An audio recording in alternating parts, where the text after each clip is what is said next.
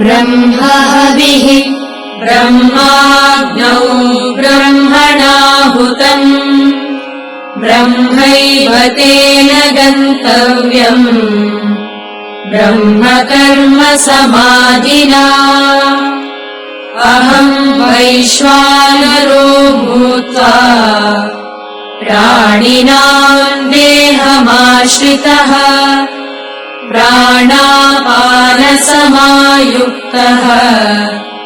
सार्वजनिक उत्सव मंडळ पश्चिम विभाग परळचा महाराजा आज दिनांक 11 सप्टेंबर 2024 ते रविवार दिनांक 15 सप्टेंबर 2024 सलग 5 दिवस मुंबईतील जे मुंबईतील गणेश भक्त परळ लालबागमध्ये गणपतीच्या दर्शनासाठी येतात त्यांच्यासाठी महाप्रसादाचे आयोजन परळच्या महाराजाच्या वतीने करण्यात आलेले आहे।